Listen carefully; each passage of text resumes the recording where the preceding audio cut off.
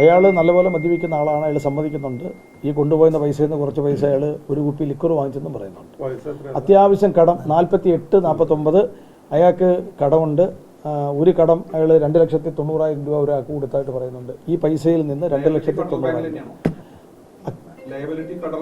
Liability bank അല്ല, അല്ലാതെ ഒരുപാട് കടങ്ങളുണ്ട്. അയാളൊരു വീട് വാങ്ങിച്ചു എന്ന് പറഞ്ഞു. വലിയൊരു വീടും വലിയ സൗകര്യത്തിന് വീടാണ് വാങ്ങിച്ചത്. അല്ല, 2,90,000 ഒരാൾക്ക് മാത്രം കടം വീട്ടാൻ കൊടുത്തു എന്ന് അയാൾ പറഞ്ഞിട്ടുണ്ട്. ലിക്കർ വാങ്ങിച്ചു, എൻ്റെ കുറച്ച് പൈസ ചിലവാക്കി, കുറച്ച് പൈസ ബണ്ടിൽ പൊട്ടിക്കാതെ വെച്ചിട്ടുണ്ടെന്ന് അയാൾ പറയുന്നുണ്ട്. പക്ഷേ അത് അയാൾ തിരിച്ചും മറിച്ചും പറയുമ്പോൾ നമുക്ക് വെരിഫൈ ചെയ്യണം. അത് ഞങ്ങളത് ഇപ്പം തന്നെ ചോദ്യം ചെയ്തിട്ട് ഇപ്പം തന്നെ തുറന്ന നടപടിയിലേക്ക് നമ്മൾ പോവുകയാണ്. വൈഫ് പുറത്താണ്, ഗൾഫിലാണ്, കുവൈറ്റിലാണ്, നല്ലൊരു ജോലിയിലാണ്. അവർ നഴ്സായിട്ട് ജോലി ചെയ്യുകയാണ്.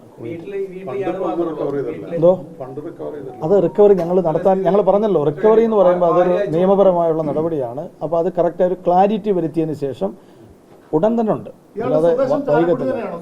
സ്വദേശം ചാലക്കുടിയാണ്. മാത്രമല്ല ആ ചാലക്കുടി ഫെഡറൽ ബാങ്കിൻ്റെ നേരെ ഓപ്പോസിറ്റ് പള്ളി ഉണ്ടല്ലോ, പോട്ടാ പള്ളി. ആ പള്ളിയിൽ അതാണ് അയാൾ അവിടെ വരാൻ കാരണം. ആ പള്ളിയിൽ അയാൾ എല്ലാ ഞായറാഴ്ചയും വരാറുണ്ട്. അയാൾ അതേ ഇടവകയാണ്. ഭാര്യ ദൂർത്തടിച്ച് കളയുന്നു. അയാൾക്ക് അനാമത്ത് ചെലവുകൾ ഒരുപാടുണ്ട്, കമ്പനീസ് ഉണ്ട്. ആ കാര്യങ്ങളൊക്കെ ഞാൻ പറഞ്ഞല്ലോ. കുറേ കാര്യങ്ങൾ അയാൾക്ക് സാമ്പത്തിക ബാധ്യതയുണ്ട്, കുറേ പൈസ വേണമെന്ന് ആഗ്രഹമുണ്ട്. പെട്ടെന്ന് കണ്ടു 3 കെട്ട് ഓപ്പൺ ആയിട്ടിരിക്കുന്ന കണ്ടു. അത് ഞാൻ ഫെഡറൽ ബാങ്കിൻ്റെ സ്റ്റിക്കറൊക്കെ ഒട്ടിച്ചിരുന്ന കണ്ട് കറക്റ്റായിട്ട് അത് കെട്ടിവെച്ചിരുന്നതാണ്. അത് അതേപടി എടുത്തു. അപ്പോഴത്തേന് അകത്ത് ആളുണ്ട്. ഫോൺ വിളിക്കുന്ന ശബ്ദമൊക്കെ അയാൾ കേട്ടു. അകത്ത് അവർ പലരും വിളിക്കുന്നുണ്ട് ഫോണിൽ. അപ്പോൾ റോഡ് സൈഡാണല്ലോ, കൂടുതൽ സമയം കളയാനില്ല, എത്രയും പെട്ടെന്ന് രക്ഷപ്പെടണം. അതാണ് അയാൾ സ്പീഡപ്പ് ചെയ്ത് നല്ലൊരു എമൗണ്ട് കിട്ടിയല്ലോ. നേരെ 3 ബണ്ടിൽ തന്നെ പെട്ടെന്ന് ഓപ്പണായിട്ടിരിക്കുക. അതാണ് ബാക്കി കാര്യങ്ങൾ ഞാൻ പറഞ്ഞല്ലോ. ഞങ്ങളൊന്ന് ചോദ്യം ചെയ്ത് ഞങ്ങളുടെ ഞാൻ അയാൾ ഫസ്റ്റ് ഓഫൻസ് എന്ന് പറയുന്നു. ചോദ്യം ചെയ്യലുണ്ട്. ചോദ്യം ചെയ്ത ശേഷം മാത്രമേ പോലീസിനെ 2 ദിവസം വളരെയധികം മുൾമുനയിൽ നിർത്തിയതാണ്. അപ്പോൾ ഇങ്ങനെ ഒരു പ്ലാനിങ് എത്ര നാൾ പ്രതിയുടെ ഉണ്ടായിരുന്നു എന്നുള്ളത് അറിയാൻ അയാൾ കുറേ നാളായിട്ട് പ്ലാൻ ചെയ്യുന്നുണ്ട്.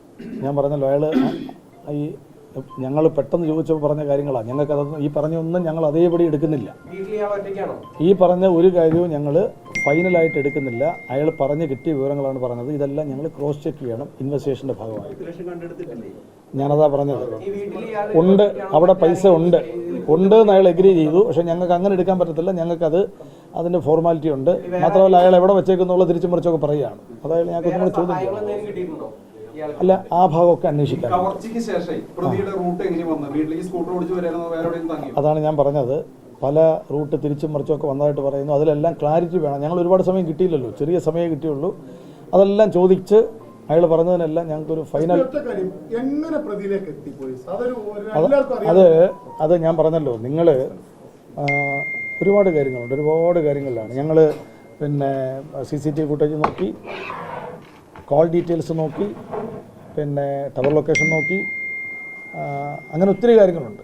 ഒരുപാട് കാര്യങ്ങൾ, ചില കാര്യങ്ങൾ ഞാൻ പറഞ്ഞല്ലോ. ഞങ്ങൾ ഒരു കഴിഞ്ഞ 3 ദിവസം ഞങ്ങൾ ഉറങ്ങിയിട്ടില്ല. ഞങ്ങളുടെ പോലീസ് ടീം നിങ്ങൾ കണ്ടാൽ മനസ്സിലാവും. അത് ഇന്ന് ഞായറാഴ്ചയാണ്. ഞങ്ങളുടെ മുഴുവൻ പോലീസും നിങ്ങൾക്ക് കണ്ടറിയാം. എനിക്ക് തോന്നുന്നത് ഞങ്ങൾക്ക് ചെയ്യാവുന്നൊരു മാക്സിമം തൃശ്ശൂർ ജില്ല, റൂറൽ ജില്ലയുടെ ഈ ക്രൈം വർക്കുമായിട്ട് ഇടപെടുന്ന ഞങ്ങളുടെ മുഴുവൻ റാങ്ക് വ്യത്യാസമില്ലാതെ എല്ലാവരും, ഇവരെല്ലാം പല സ്റ്റേഷനിലെ ഉദ്യോഗസ്ഥന്മാരാണ്. ഒറ്റ കാര്യം കൂടി, ഈ പ്രതി എന്താണ് നാട് വിടാതിരുന്നത്? അവിടെ തന്നെ ഈ അത്രയും ക്ലോസ് ആയിട്ട് നിൽക്കാൻ കാരണം അയാൾക്ക് പിടിക്കപ്പെടത്തില്ല എന്നുള്ള ഒരു വിശ്വാസം ഉണ്ടായിരുന്നു. അയാൾ പറയുന്നുണ്ട്.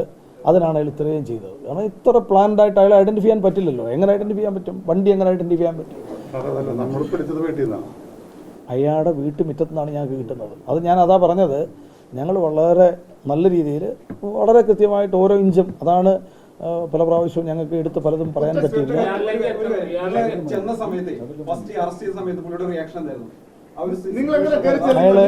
അയാൾ ഷോക്ക്ഡ് ആയിപ്പോയെന്നാണ് ഞങ്ങൾക്ക് ഫീൽ ചെയ്തത്. കാരണം അയാൾ പിടിക്കപ്പെടുമെന്ന് വിചാരിച്ചില്ല.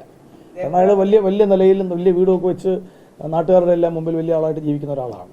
അയാളുടെ വീട് കണ്ടല്ലോ നിങ്ങൾ, വലിയൊരു വീടാണ്, വലിയ സൗകര്യമായിട്ട് ജനങ്ങളുടെ മുമ്പിൽ അയാൾ വലിയ ആളായിട്ട്. കാരണം ഭാര്യ പുറത്താണ്, വലിയ ജോലിയുണ്ട്. അയാൾ ആക്ച്വലി ഞെട്ടിപ്പോയി. അയാൾ തന്നെ പറയുന്നുണ്ട്, ഞാൻ ഒരിക്കലും എന്നെ പിടിക്കുമെന്ന് വിചാരിച്ചില്ലെന്ന് പറയുന്നുണ്ട്. അല്ലെങ്കിൽ അയാൾ പട്ടാപ്പോലെ ഉച്ചയ്ക്ക് ശേഷം നിങ്ങളുടെ ടീം പരിസരത്തെല്ലാം കറങ്ങുന്നുണ്ട്. അപ്പോൾ പ്രതി സ്വാഭാവികമായിട്ട് കണ്ടിട്ടുണ്ട്. പ്രതിയുടെ വീട്ടിൽ കുടുംബ സമ്മേളനം നടന്നിരുന്നു പറഞ്ഞു. അയാളുടെ വീട്ടിൽ കുടുംബസമ്മേളനം ഉണ്ടായിരുന്നു. അയാൾ പിന്നെ പത്രത്തിലല്ല, അയാൾ പറയുന്നത് ഫോണിൽ അയാൾ വാർത്ത കണ്ടു. അയാളുടെ ഫോണിൽ തന്നെ അയാൾ ഈ എല്ലാ ചാനൽ വാർത്തകളും അയാൾ കണ്ടതായിട്ട് അയാൾ പറയുന്നുണ്ട്. അപ്പം അപ്പോഴും അയാളുടെ ധാരണ അയാളെ പിടിക്കില്ല എന്നുള്ളതാണ് അയാളുടെ ഒരു വിശ്വാസം. അല്ലെങ്കിൽ അയാൾ നിൽക്കത്തില്ലല്ലോ. അയാൾ വളരെ പ്ലാൻ ചെയ്തതാണ്. പിടിക്കപ്പെടത്തില്ല, കാരണം ഐഡൻറ്റിഫൈ ചെയ്യാനുള്ള ഒരു വഴി അയാൾ കൊടുത്തിട്ടില്ല. വണ്ടിക്ക് ഐഡൻറ്റിഫിക്കേഷൻ കൊടുത്തിട്ടില്ല. സാധാരണ പിടിക്കുന്നത് വണ്ടി ഐഡൻറ്റിഫിക്കേഷനും ആൾ ഐഡൻറ്റിഫിക്കേഷനുമാണ്. അതിനാണ് ഈ ഡബിൾ ഗാർഡ് എടുത്തത്. അതായത് അയാൾ നോക്കുക, ഇതിൽ എവിടെങ്കിലും അയാൾ ആ ഹെൽമെറ്റ് ഊരിയിട്ടില്ല. ഡ്രസ്സ് മാറുന്ന സ്ഥലത്ത് ഹെൽമെറ്റ് ഊരിയിട്ടില്ല. അയാൾ മിറർ റിമൂവ് ചെയ്ത സമയത്ത് അയാൾ ഹെൽമെറ്റ് ഊരിയിട്ടില്ല. ഒരിടത്തും ഊരിയിട്ടില്ല. ഇത് പോലീസിൻ്റെ, ഞാൻ പറഞ്ഞല്ലോ, നമ്മുടെ ഒരു പ്രൊഫഷണലിസം ഉണ്ട്. പിന്നെ പോലീസിൻ്റെ ഇന്ന് പോലും സീനിയർ ഓഫീസർ DIG സാർ ഇന്ന് തൃശ്ശൂർ വന്നു.